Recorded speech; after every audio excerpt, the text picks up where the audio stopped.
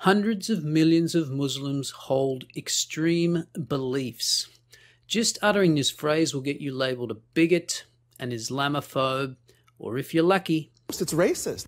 The standard line is that it's a tiny minority of Muslim radicals that hold extreme beliefs, and that we shouldn't paint all Muslims with the same brush. Now, whilst I agree we should be careful about making generalizations, this line of thinking leaves out an important distinction. Sure, it's a tiny minority of Islamic extremists that engage in extreme acts of violence, such as suicide bombings or throwing gays off rooftops. However, outside that tiny minority, there is a large number, often in the hundreds of millions, that subscribe to extreme views. How can I make these claims?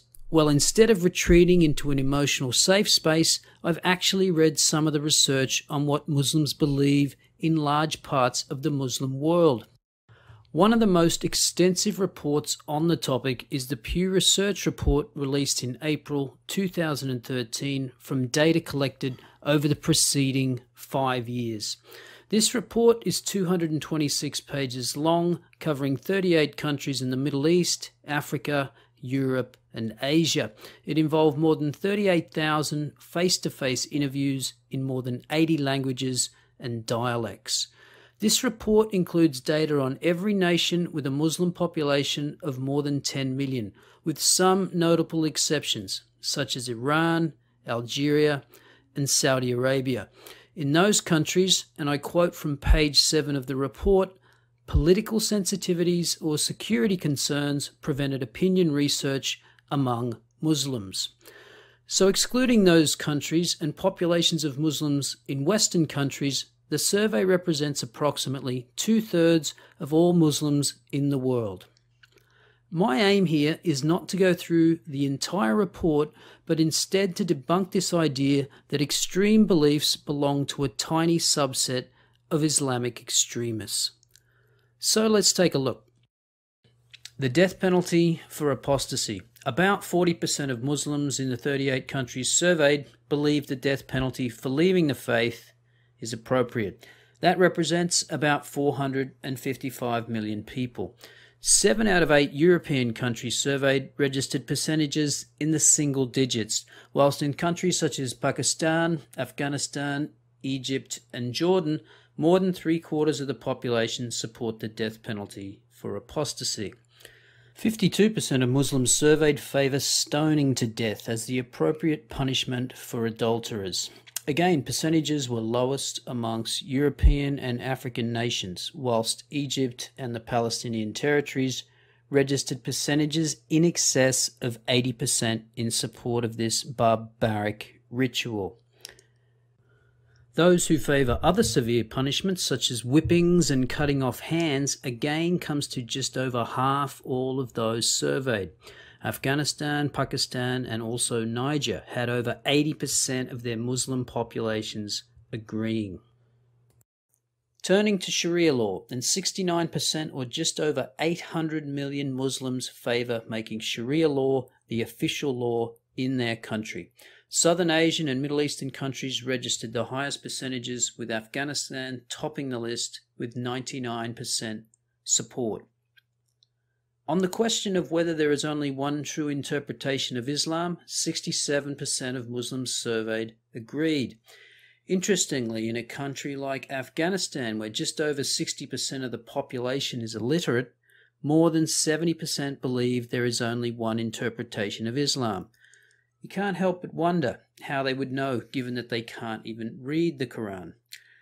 Surprise, surprise, it turns out that most Muslims are not fond of homosexual behavior, with 88% or just under 1 billion people believing it is morally wrong. Only one country surveyed, Bangladesh, recorded a percentage lower than 70%, coming in at 67%. As far as the existence of angels is concerned, fully 93% of Muslims believe it to be true. Not surprising, given that the official story of Muhammad's first revelation came after being visited by the Archangel Gabriel, who revealed to him a verse from the Quran. Yeah, that happened. Moving on. Fully 46%, or just over 500 million Muslims, believe that people can cast harmful spells just by looking at you. Now that would surely make you more than a bit nervous walking down the street. Best to avoid eye contact if you find yourself in Tunisia, where fully 90% of Muslims share this belief. Turning to issues affecting women in the Muslim world. About 86% of Muslims either completely or mostly agree that a wife must always obey her husband.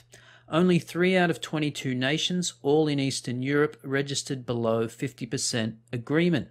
Note there are only 22 nations that participated in these results, as the questions were not asked in any African countries.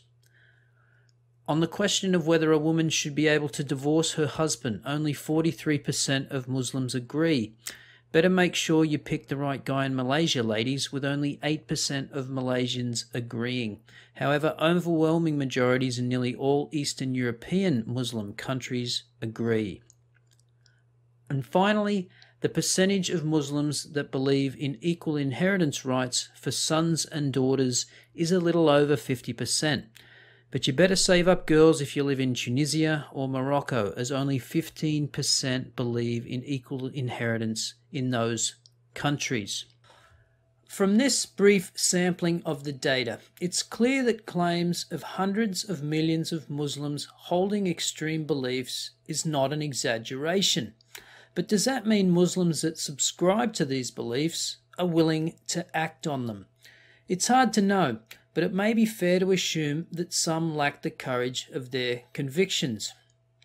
So what to do with this information? Well, how about this? When politicians formulate immigration policies, whether those potential immigrants be genuine refugees or economic migrants, ask yourself this: why would you allow people whose values are antithetical to those of prosperous secular democracies en masse into your country, with no plan on how to integrate them into your societies? That's a question that the cultural relativist, European elites, and social justice crowd don't want to answer. But it is a question that their electorates increasingly want answered.